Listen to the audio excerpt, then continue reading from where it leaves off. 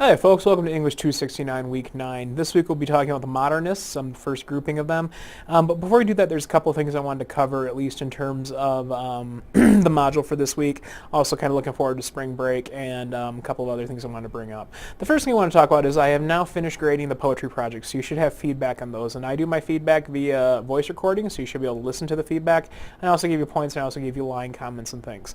Something I wanted to say in universal about the stuff that I saw in this round of submissions is the sentiments were clear in most of the cases of the poems, but what was missing from the poems was a real attention to language. There was a lot of very commonplace usages of terms that could have been brought to life a bit more. There were a number of cliches I saw, and I really think you have to pay attention to the fact when you're writing poetry that poetry is meant to be the most aesthetic possible use of language. So it means thinking past the obvious word, looking at some other words, getting out the thesaurus and seeing what else is out there and making sure the context fits, and really just thinking about all the different ways you could take a poem, because you want your images to be as precise as possible. You want to stay away from abstraction when it becomes too much that the reader's going to be able to connect to, especially in a haiku. And you really want to focus on conveying an experience through the really precise and effective use of language.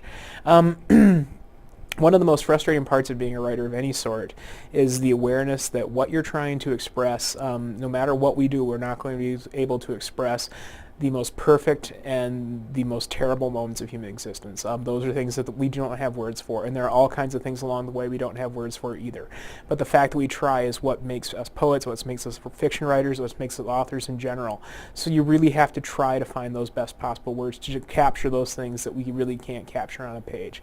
You need to reach in terms of language and how you're using language and how you're using language on the page and how you're using poetic form. But really, you just need to reach to find the best possible words for what it is you're trying to say instead of the words that came to you first. Okay, so I noticed that across the board, and it's a very common mistake, and it's probably one of the hardest things to think about in poetry is finding the right language without going too over the top. But sometimes it's better to try to aim high and fail than it is to stick with the middle ground and pull off kind of a mediocre success. So I always say shoot high. If the words are too purple, if the poetry is too thick, if the language is just too thick and doesn't work, you can dial it back. But always try and go higher first before you just go with what fits immediately, because I think the higher is where, between those two is where you're going to find what it is you're trying to say. Okay, so that's just something I noticed about the poetry projects in general. The other thing I've got is the National Poetry Month Challenge website. So in case you folks didn't know this, National Poetry Writing Month is the month of April, and they call it NaPoWriMo. And what NaPoWriMo is it's 30 days of writing a poem a day for the entire month of April. Now, I have done it in the past. It's a lot of fun. It's time-consuming, and let's face it, there are times when you'll be writing your poem at 11:58 p.m., and it might not be particularly good, but you got it done. And sometimes that's what this things are about, is to just get something done as opposed to have something awesome in hand. But one of the things that's really kind of cool about doing NaPoWriMo is the end of it. After 30 days, you have 30 poems that they may not be perfect, but they're places you can go.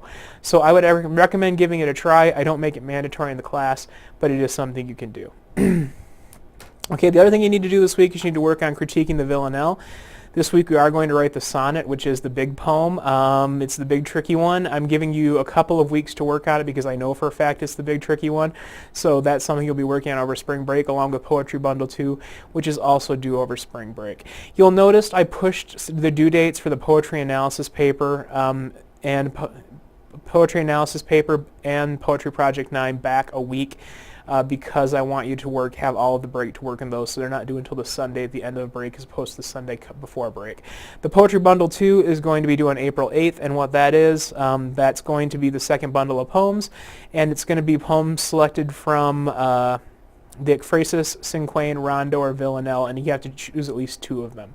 So that'll be due Sunday, April 8th by 11:59 p.m. The sonnet's not part of that. The sonnet's something we'll need to workshop first. But we'll be workshopping the villanelle this week, so you should have that workshop taken care of by Sunday. The workshop is due on Sunday, despite the fact that the work for this week is not due till the following week. Okay? All right. So let's go ahead and dig into talking about the modernists, because the modernist poetry is really... it's kind of the big shift from the Romantic era. I mean, we talked a bit about Victorian poets, pre-Raphaelite poets, Gothic poets, things along those lines, but most of those movements really kind of stemmed or came out of Romanticism in some way, shape, or form, or at least were heavily influenced by Romanticism. Modernism is kind of where we get the next big break. And modernist poetry in general is one of the modernist poets and writers and artists believed that the world had fundamentally changed. In the age of industrialization, technological mechanization, global empires and travel, and increasingly people dwelling in urban environments as opposed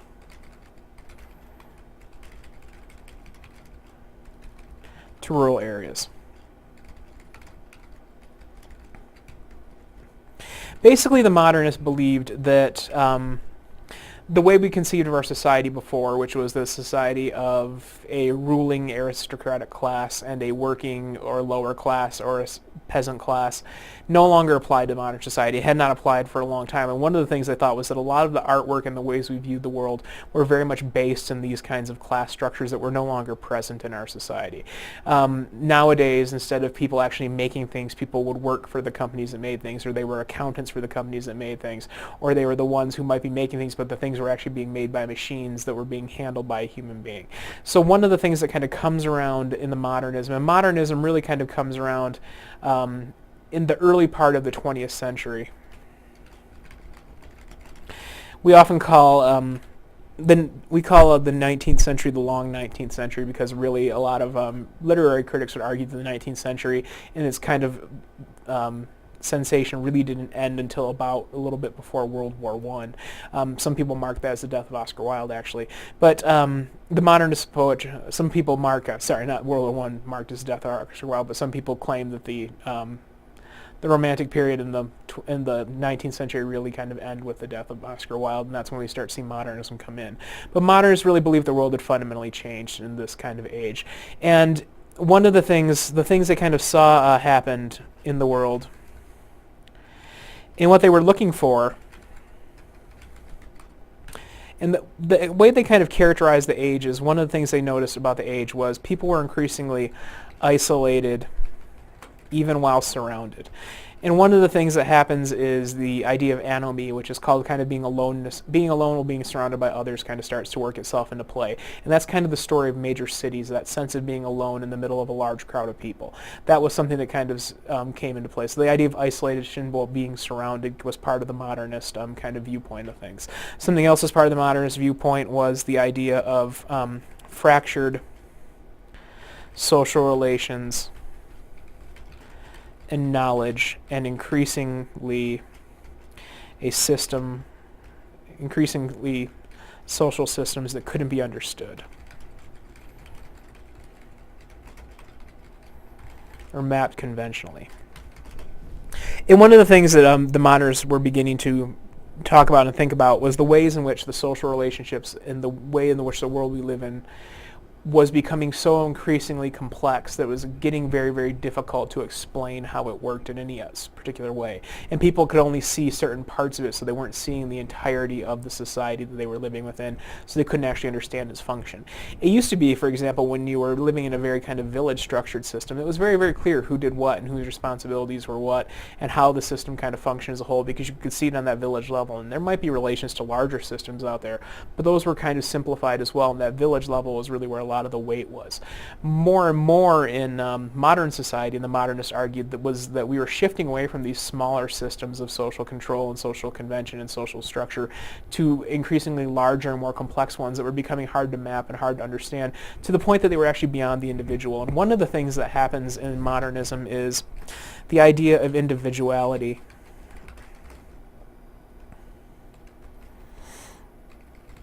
And its importance becomes less viable. And one of the things that the modernist poets, and most of the modernist poets really did kind of lament and regret this, was the loss of the sense of the individual as being someone that really, really mattered in society. Where the Romantics argued that individuals could be great heroes and were great and powerful, the modernists, on the other hand, would argue that the world is increasingly becoming so complex that individuals matter less and less and less in the larger scheme of things. That the social systems are really what drive things, that economy drives things, that science drives things, that technology drives things, that industry drives the world, that globalism drives the world more so than individuals drive the world. So there was a kind of an idea that individuality is becoming less viable and less important in modern society. And one of the things that the modernists believed is the modernists had the belief of what they called make it new. And what that basically came down to was the idea that we needed to find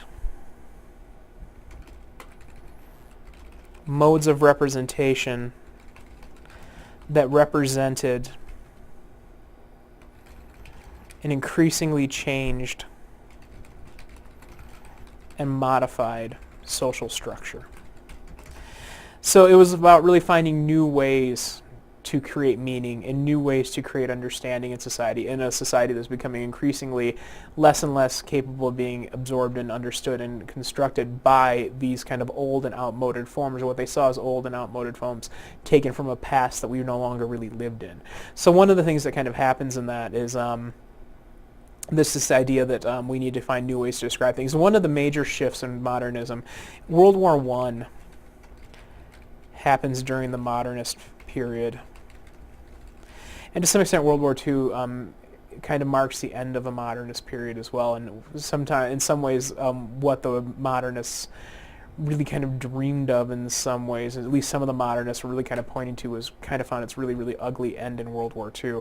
But World War I happens during the modernist period, and it becomes kind of an informing event for the modernist period. It informs a sense of pessimism and meaninglessness in a great number of modernist artists.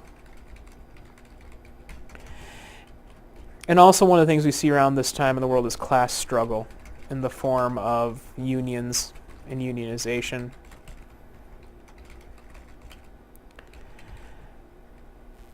And wealth disparity also increases in this age as well.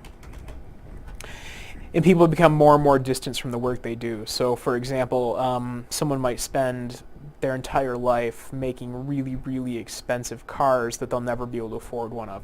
That's one of the things that comes about with modernism. That people are no longer have access, what Karl Marx said, access to their productivity. They no longer have access to the goods they make or to the things that they build with their hands, but instead they trade that for capital, and usually on the level of much less than the actual good itself is worth.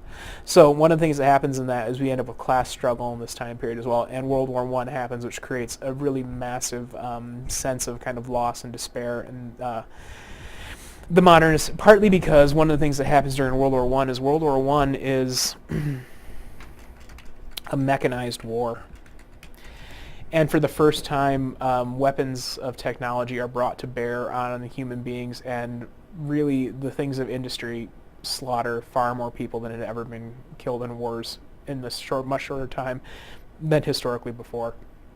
World War I was resulted in tons and tons and tons of deaths, as did World War II, and it was a major kind of turning point for the modernists, and people began to really question where society was headed, what structure it was, and what did it really mean.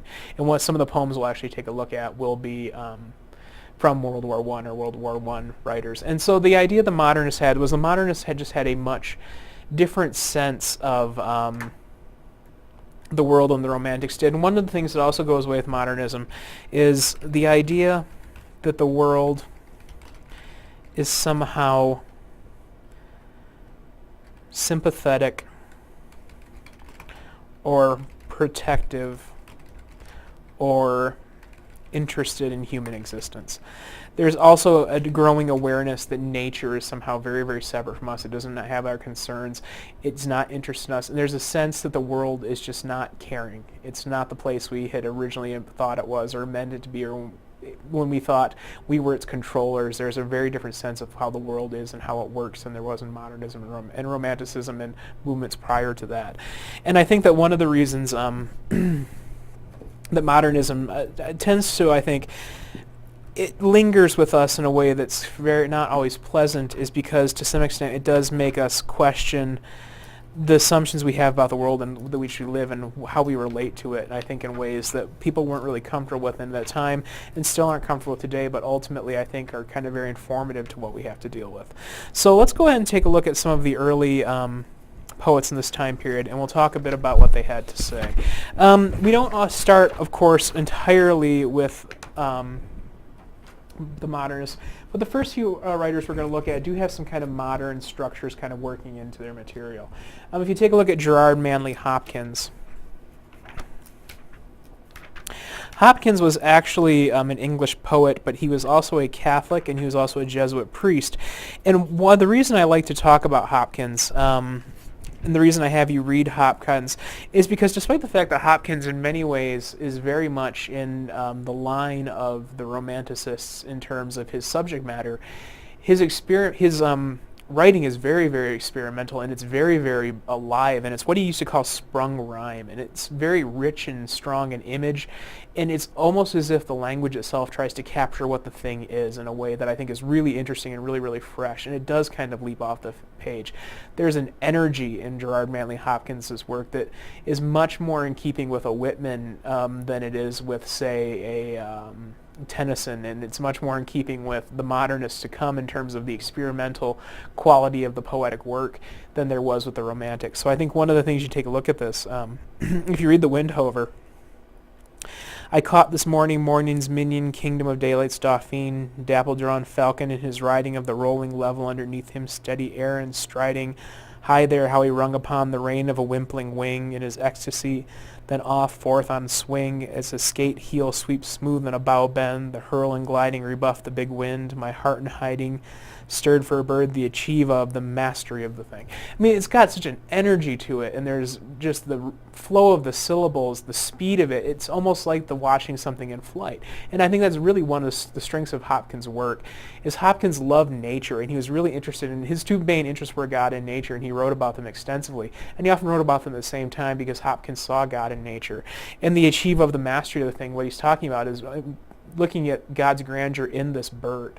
And so he's really kind of looking at, and he really, the sprung rhyme, the way he just like, it flows and jumps and moves things through the page, is really beautiful, and I think it's very modernist in the sense of how it's approaching its use of language. It's very much akin to Whitman, who kind of had broken very much a lot of what the Romantics and people had done earlier. Brute beauty and valor and act, o'er pride plume here, buckle and fire that breaks from thee then, a billion times told lovelier, more dangerous, O my chevalier. No wonder of it, sheer plod makes plow down Sicilian, shine in blue beak embers, ah my dear, fall gall themselves and gash gold vermilion. I mean, just beautiful language. And it's in some ways very abstract. It's not meant to be, this is the image that you see. It's meant to create that image through snippets and bursts and just kind of give you something that would kind of lead you to create an image that has the energy of the actual image itself. So in that way, it's kind of abstract art to some extent as well, I think, and I think that's why Hopkins, I think, is worth taking a look at. But he does very much point towards that modern poetic, and I think that's something to take a look at here. Let's go and talk about A.E. Housman. A.E. Housman is interesting because in some ways, whereas Hopkins was very much romantic in his content, but very kind of modernist and abstract in his relation to language and how he was using it to express his content, Housman to some extent is the opposite. Housman's language, I think, is in very many ways much more in keeping, and his form is much more in keeping with the Romantics, but his sentiments in a lot of his poems are much more in line with the modernist belief. So, for example, if you read To an Athlete Dying Young, and just so you know, A. Housman was an Edwardian Victorian poet, and he straddled World War I. He wrote before and after beginning World War I and after World War I, and people do mark these as different stages in his career. And one of the things that you kind of notice is after World War I, he gets darker. Is one of the things that happens, and he becomes more and more in line with the modernists in terms of their beliefs. But I mean, that stuff was always there in his work in the first place. And he liked to write about he liked to use kind of the vernacular of the English countryside, and he was really interested in he was interested in kind of simple, distinct, and lyrical images and works. He was very much interested in life in the countryside, and also to some extent how that was disappointing in some degree. So if you take a look at To an Athlete Dying Young, one of the things you'll notice is it's very much in keeping structure-wise with some of the Romantic poets, but one of the things that you get here is the sense, instead of the Romantics where there's the belief that we can go on to greatness and there's power and there's a beauty in this early death, here you get a sense that you died probably at the right time because there was nothing much ahead of you in terms of anything that would be as honored as this. But even this isn't a whole heck of a lot. I mean, you get that last stanza, and round that early laureled head will flock to gaze the strengthless dead and find unwithered on its curls the garland briefer than a girl's. I mean, just the it doesn't add up to anything. There's no power and energy in it. And one of the things I've always thought about An Athlete Dying Young that really kind of makes this stand out to me as an early modernist poem is there's a death without a sense of any religious consolation. There's no sense that this death has meaning. There's no sense that this death is warranted by some higher power. There's no sense that this death is noble or somehow grand. It's just a death. It's reflecting on that death and what that means and what that adds stuff to, and it's nothing good. And I think it's very modernist in the sense of almost the pessimism or the nihilism that you find in Housman here, and I think it's very telling of the time period. And Terence's Stupid Stuff is the same thing. And it's very, like I said, it's got kind of a very lyrical rhyming quality to it, but it's also very much in keeping with the modernist, with the beliefs, because the whole overall thing is, you know what? You're a poet, this is great, but this is all stupid. I mean, it's all going to end. It doesn't matter. And we're just drinking ourselves to death. We're poisoning ourselves. And even in doing that, we're becoming immune to our own poison, which is ultimately saying that we're trying to kill ourselves through this joy and this excitement, and at the same time, we're getting immune to it. It's not killing us. It's not killing us fast enough. We're just this idea that we're just kind of lingering. That last, it's this idea that like alcohol is really what people want. They want some sort of painkiller. They want some sort of medication to the reality of the world because they don't want to hear about your poems or your realities. They just want to enjoy the free time they have and forget about the troubles that they carry throughout their lives. And then you get at the end, you say, them it was their poison heard, I tell the tale that I heard told, Mithridates he died old. And it's almost to say that by poisoning yourself is the only way to make your life tolerable so you can live to old age, and that's only through drinking, which is a poison in and of itself. I mean, there's a really strong pessimism in a lot of Housman's work, and it's very, very modernist in its design, I think, in that regard. The same is true for E.A. Robinson, Edward Arlington Robinson, who most of his poems are very kind of much, they're not very complex poems in terms of the language. They're very much in keeping with what had been done before, but they are, and I'll come back to talk about Yeats here in a minute. But if you look at Robinson, you'll notice that a lot of his stuff is pretty much, it's not wildly happy. It's not, it's got a strong pessimism to it. One of the things about about Robinson is Robinson lived a pretty unhappy childhood, and a lot of his poems are about the American values and American dreams just really kind of gone bad.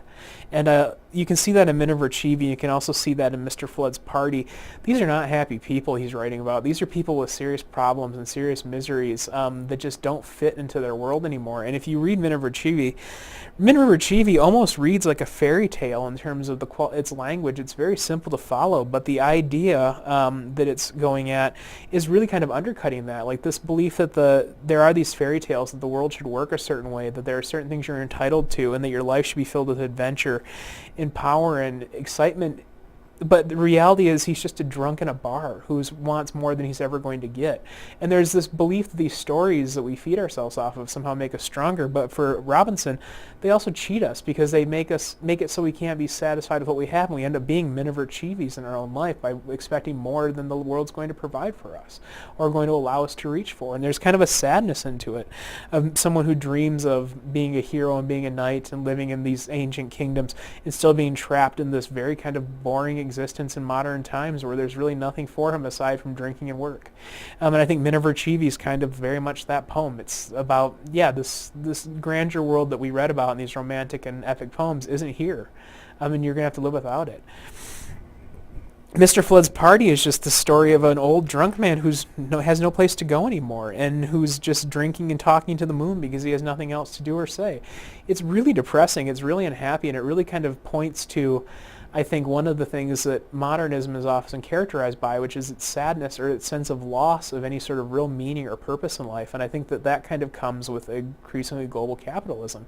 And I think that ultimately, for people like Flood and Miniver Cheevy, the world's lost something in it becoming very much a place where you do this, do that, and you go to work 9 to 5, and that's the reality of your entire existence. There's some sadness to that there's not these chances for opportunity or adventure or something meaningful or working with one's hands. There's a real sign of sadness to the story in that regard.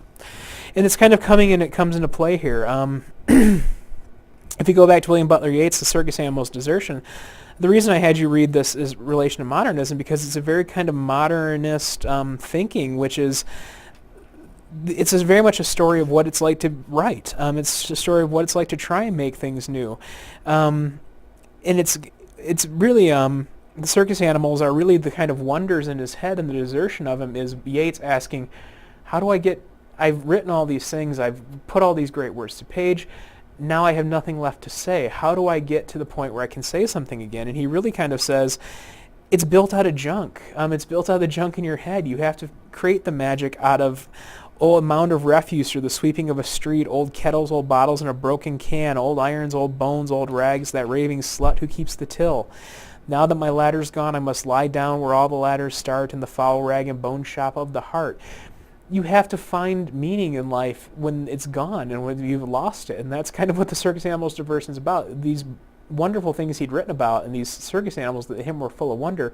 He's at a point now where he has to find new things, and how is he going to do it? And he's going to have to search just through the junk and the refuse that's left to try and make something beautiful out of that and try and create more magic. And it's kind of a statement of what, you kind of have to do when you're out of ideas, is which you've got to kind of dig deep and see what you can come up and see what you can make out of junk. And that's kind of one of the things that Yeats is talking about here, and I think really kind of fits a more modernist sensibility. So if we take a look at Robert Frost, Robert Frost is a really kind of classic poem, and to some extent Frost was very much interested in nature and the natural world, and it was almost as if he was trying to collect it before it was gone. And his poems are very kind of much about nature, but they're also about these kind of really complex, philosophical and almost dark kind of modernist beliefs and ideas. So if you take an idea of the road not taken,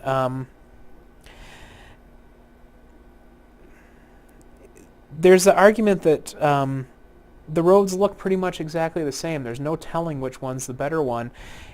But you have to make a choice, and the choice he made, and it's a choice you can't go back on, and it's something that he's going to have to deal with. It's made all the difference. And he could be saying that ironically, which is to saying there's no difference at all, or he could be saying that it did make a difference, but I don't know what that difference is. I can only assume it's made a difference because I don't know what the other path is. So it's really kind of a reflection on the idea of free will and predestination, which is kind of a complex thing to look at in terms of a road in the woods.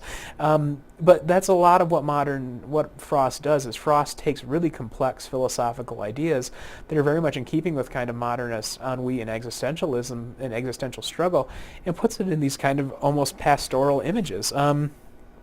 Stopping by the woods in this on a snowy evening, you can really read that from a lot of, it's about travel, but it's also about just wanting to give into nothingness, about wanting to just kind of not exist anymore, to be dead. My little horse must think it queer to stop without a farmhouse near, between the woods and frozen lake, the darkest evening of the year. He gives his harness bells a shake to ask if there is some mistake. The only other sounds the sweep of easy wind and downy flake. The woods are lovely, dark and deep, but I have promises to keep, and miles before to go to sleep, and miles to go before I sleep.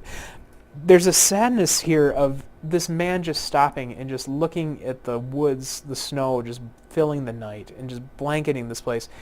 And you get the sense that he just wants to stay there. He just wants to stop. He just wants to stop doing all these things, to stop rushing from place to place, to stop trying to do the next thing, to stop trying to worry about the next thing, and almost just to give into the darkness, to this peaceful snowfall that's ultimately going to be fatal to someone who's out inside. but he just wants to kind of give into it. There's almost a sadness or a resignation to, I just want this to stop.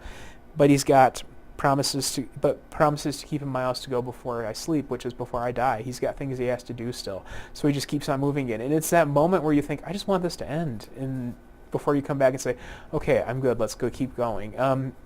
But it's a really kind of sad poem, but in a very kind of classical poetic structure, which Frost was great with, and very kind of classic pastoral images, but also about a very kind of modernist, kind of dark idea. And he does this a lot in his poems. His poems are very philosophical, but hidden in this very kind of pastoral simplicity that almost harkens back to a romantic period that almost has a very strong existential or modernist philosophy underneath it, which I think is worth taking a look at. Amy Lowell's Patterns is the next one I had you read. Amy Lowell's Patterns, I think, is a really interesting one because, and Amy Lowell was a imagist. She really kind of, an imagist was an American school of poetry that really kind of loved the idea of clear, sharp images rendered in very kind of clear, easy to use language, sharp language. And Lowell personally was a really interesting woman because she was a lesbian, but she was not a feminist. She did not really support women's rights, and she spent most of her life hiding her sexuality. But there's a real kind of complexity of her personal beliefs, and one of the things she's writing about here is she's writing about a woman that she almost writes from a personal perspective, who's waiting on a male soldier who's not going to come, and it's almost as if she's inhabiting someone else. But there's a bit of, and it almost sometimes seems too, the way she looks at the woman is the way a man would look at a woman. So there's a lot of really kind of interesting stuff that goes on in her poems. But one of the reasons I had you read Patterns is I think the imagery here is really beautiful. My dress is richly figured, and the train makes a pink and silver stain on the gravel. In the thrift of the borders, just a plate of currant tripping by in high-heeled ribbon shoes. Not a softness anywhere about me, only whalebone and brocade, and I sit in a seat in the shade of a lime tree. For my passion wars against the stiff brocade. The daffodils and squills flutter in the breeze as they please, and I weep, for the lime tree is in blossom, and one small flower has dropped upon my bosom. She has got some really interesting, clever uses of rhyme here, but there's also a very kind of beautiful specificity of image, and it ends with this kind of lovely idea. Up and down in my gown, gorgeously arrayed, boned and stayed, and the softest of my body will be guarded from embrace by each button, hook, and lace, for the man who should loose me is dead, fighting with the Duke in Flanders, in a pattern called war. Christ, what are patterns for? There's this idea that she's going to continue doing these things. She's done these things while she's waiting for this man, and she's going to continue doing these things, and she's been waiting for this moment of marriage. This is her pattern she's been building for her entire life, and now that's failed, she just has a pattern to repeat, like a ghost without hope. And the pattern he died in was another pattern, which is the pattern of men going off and fighting in wars and dying for them. And just this idea of these patterns we fall into, and these things we do again and again and again, are so stupid, and they're so cruel to us, and they're so unfair to us. And there's a kind of loveliness to the belief of this woman just saying, Christ, what are patterns for? Why are we doing this to ourselves? Why am I in this dress? Why am I waiting for the man? Why did he have to go off to war and die? What was the point of any of this? And there's a real kind of strong sense that these patterns we repeat in our lives and in the world are ultimately destructive ones, and we need to start figuring out a way past them, but no one can see the way past them. And one of the things that does happen, and this was an argument that was actually made by one of my professors when I was in college, was that modernism is really an aesthetics of failure. It's not so much about finding a solution to the world's problems, but an aesthetic that points out all the ways we have failed, and the way we need to rethink how we live, and the way we need to start realizing that the way we live isn't working, and how to begin to think about that would be the job of the next set of artists. But modernism, was his argument, was that it was trying to force us to think about all the ways we were failing, all the ways that our world was not the place we wanted it to be, all the ways that our world was falling apart. And I think that that's one of the things we kind of see in a lot of the poets we'll be reading here. Gertrude Stein's our next one, and I had you read Stanzas of Meditation. Gertrude Stein's a fascinating modernist figure, and Gertrude Stein's interesting for her poetry because it's quite interesting and lovely, but she's also very, very interesting for her actual life. She lived in Paris a great deal of her life, and she actually ran a salon in Paris. So if you were anyone who was anyone in Paris in the early teens, in the early part of the 20th century, there's a pretty good chance you passed through Gertrude Stein and Alice Toklas's house. And when Stein and Toklas, after Gertrude Stein died, Alice B. Toklas went through her art. They had one of the best modern art collections in the world, privately owned. She was actually, if you look at Gertrude Stein, you'll see her listed as an art collector. She was not necessarily an art collector. She had garnered a lot of art that she'd bought from artists who had come through her home when they were poor, or when they wanted to give her a gift. So she had Picassos and really fantastic classic artworks just sitting around her house that had been given to her by the artists because they enjoyed her company and they had spent her time in her house, or she'd bought them from them so they could pay rent or something along those lines. She was a fascinating person, and she also hosted a lot of great writers such as Fitzgerald, Hemingway, Joyce had been in and out of her home. I mean, Gertrude Stein was a major figure in the early 20th century of arts and letters. And as a poet, her poetry is really fantastically odd because it's plays with language and common language in such a way to almost break it, to stretch it to the point where it almost becomes nonsensical, to draw out every single drop of meaning you almost can do in it. So, for example, if you look at it's very repetitive, and she does stream of consciousness writing because she's trying to draw as much as possible out of the language here. So if you look at, I think very well of Susan, but I do not know her name. I think very well of Ellen, but which is not the same. I think very well of Paul, I tell him not to do so. I think very well of Francis Child, but I do so. I think very well of Thomas, but I do not do so. Just the repetition of the slight changes in the word change the entire structure of the sentence and the overall meaning and sentiment.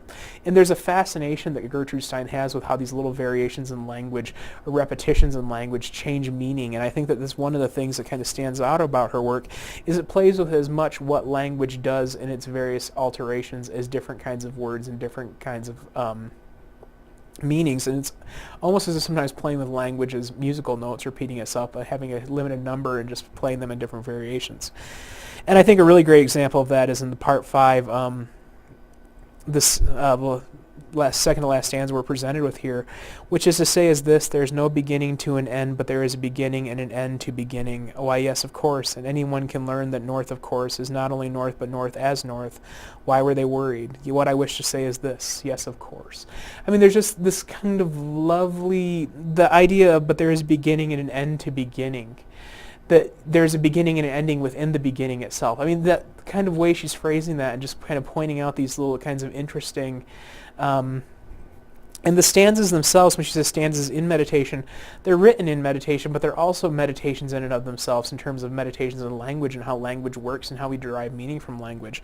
And I think that it's a really kind of lovely little kind of way to structure poems. I think that Stein's really interesting to read, and some people are not huge fans of her poetry, but I think it's got a certain kind of quality to it that asks us to think about how language works and what it does in a way that a lot of poems, it's almost meta-analytical of language in a way that other poetry is not. So if you ever want to check out Stanzas in Meditation or Tender Buttons, which is one of her other major collections, I recommend it. So Wallace Stevens is our next one, and Wallace Stevens is kind of one of the big guys of the modern American modernists. And one of the things that Stevens was he was Harvard educated as a poet, but he spent most of his life working in the insurance companies, and he published heavily later in his life. He's one of the few poets whose output is greatest after he turned 40. And he was really kind of interested in different perspectives and getting at things not as they really are, but getting at them through kind of abstract expressions of them. And if you take a look at The Emperor of Ice Cream, call the roller big cigars, the muscular one, and bid him whip in kitchen cups concupiscent curds. Let the wenches dawdle in such dress as they're used to wear, and let the boys ring flowers in last month's newspapers. Let B be finale of scene, the only emperor is the Emperor of Ice Cream. And what the poem is really about, there's a lot of arguments about what the Emperor of Ice Cream is really about, but I think the most cogent one I've heard is it's about the fact that nothing actually exists forever. It's the idea of death. The only emperor is the Emperor of Ice Cream, the emperor of the thing that melts, the thing that goes away, the thing that changes form. And if you look at, as they are used to wear, the boys bring flowers in last month's newspapers, that seems to suggest just an aging take from the dresser of deal, lacking the three-neck glove, that sheet on which she embroidered fantails once, and she spread it to cover her face as if her 40. And I mean, it's about covering a corpse at the end, and to show how cold she is and dumb, let the lamp fix its beam. The only emperor is the Emperor of Ice Cream. And there's also a sense of of coldness in the idea of the Emperor of Ice Cream, of melting, of passing away, of timeless, of fleetingness, but also the sense of cold. And that would be kind of, I think the Emperor of Ice Cream is an interesting way to refer to death, I think, and I think that's what Stevens is working on there. And I think the same is true. I think one of his other famous poems is 13 Ways of Looking at a Blackbird. And it's just 16 ways of viewing a blackbird, just 16 different perspectives on a blackbird, and each one has a different kind of variation of what the blackbird means or an understanding to it. And it's very much about, Stevens liked to attack things from perspective, so to work around them and work towards their meaning as opposed to directly stating something.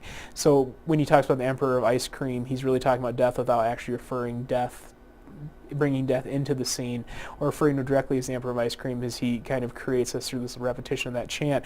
Here, the blackbird is created in all these different variations that had different meanings and different structures based upon the context. And that was, I think, one of the things, perspective is one of the things that Stevens was always interested in, is looking at different ways you could view things from different perspectives. One of the things about Stevens worth mentioning, too, is Stevens, this is one of those fine little literary history moments. Stevens was known for going to parties and getting drunk and getting in fights with people or starting arguments he probably shouldn't have. He was historically got drunk and belligerent with Robert Frost, who he did later apologize to, and he also apparently got drunk and belligerent with Ernest Hemingway.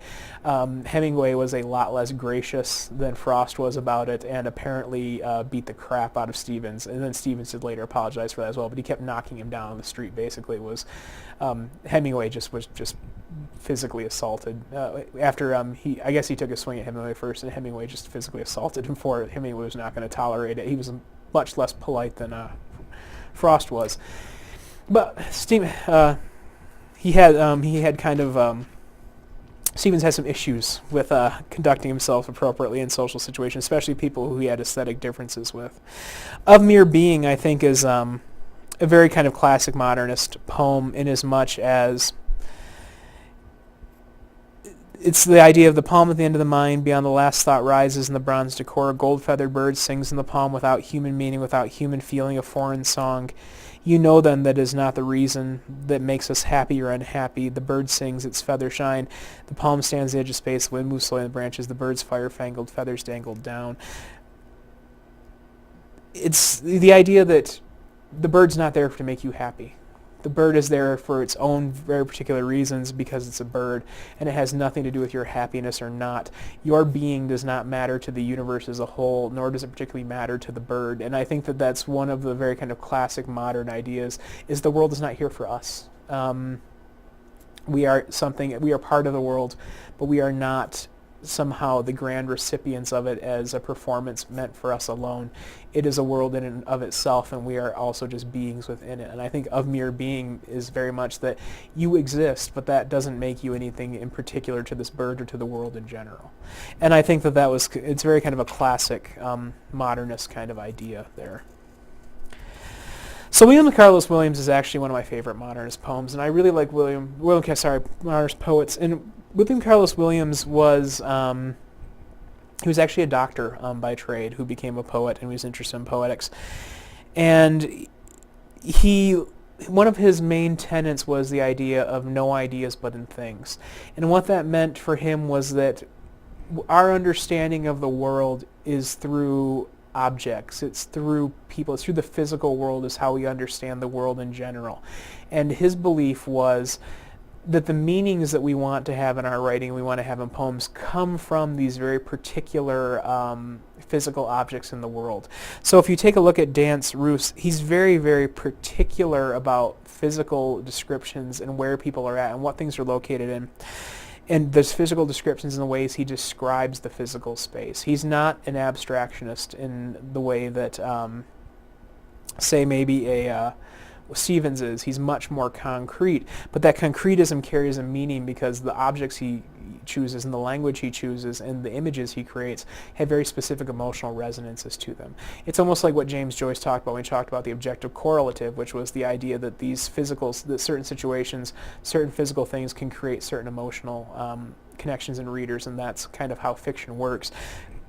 William Carlos Williams thought the same thing for poetry. So if you take a look at Dance Roos, if you look at some of these descriptions, and the sun is a flame-white disk in silken mists above shining trees. If I in my north room dance naked grotesquely before my mirror, waving my shirt round my head and singing softly to myself, I am lonely, lonely, I was born to be so lonely, I am best so. If I admire my arms, my face, my shoulders, flanks, buttocks against the yellow-drawn shades, who shall say I am not the happy genius of my household? It's a lovely image of a man alone and basking in his joy and his the quiet and the personal, just being able to enjoy himself without the needs of others, without anyone watching him. And it's the idea of that's how he feels most free. And I think it's a lovely image too of, and the fact Dan Caruso compares it to a ballet. I think there's something kind of lovely about that as well. And I think it's a very kind of, and Carlos Williams has these kind of lovely, like, home-type poetry where it's just about little personal moments in his life.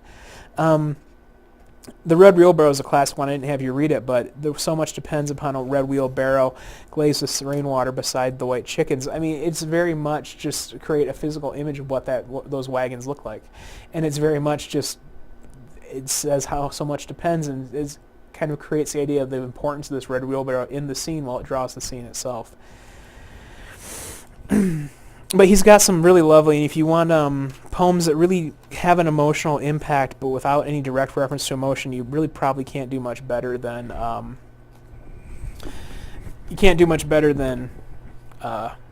William Carlos Williams. And actually, the From Pictures from Beguile Landscape of the Fall of Icarus is actually a Peter Bruegel painting you can look up. And what it's referencing is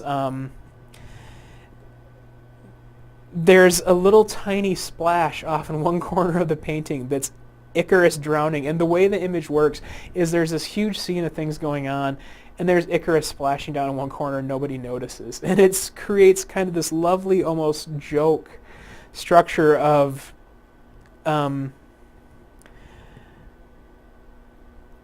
was that no, Icarus fell and nobody cared. And it's kind of this idea that we all think these epic goings-on are noticed in their moment, and for the people in the painting, like, they don't give a shit that Icarus fell out of the sky. They don't notice him at all. They're busy going about their daily lives. And there's just kind of, it's a really funny painting with a really kind of lovely poem tied to it, that where it's almost as if William Carlos Williams is just writing a very eloquent, quick description of what the painting is. It's almost like the best short art criticism of the painting you could give, and I think it's a really kind of effective, and it's a great example of an ekphrasis poem. But William Carlos Williams I like because he was very much a modernist and had a lot of modernist ideals, but was also really kind of interested in the very kind of human aspects of the world he inhabited and finding some sense of humanity there as well, which was very modernist to some extent in recognition that needed to be found, but a little bit different from some of the modernists in that instead of lamenting it, he tried to locate it within the objects of the modern world. So that pretty much covers what I want to talk about for this week. You've got your assignments. You know what you need to do going forward. So I would say take the next 14 days to catch up on things, get some rest, and we'll be back to talk about the modernists in 2 weeks. Take care, be well, and have a good spring break, folks.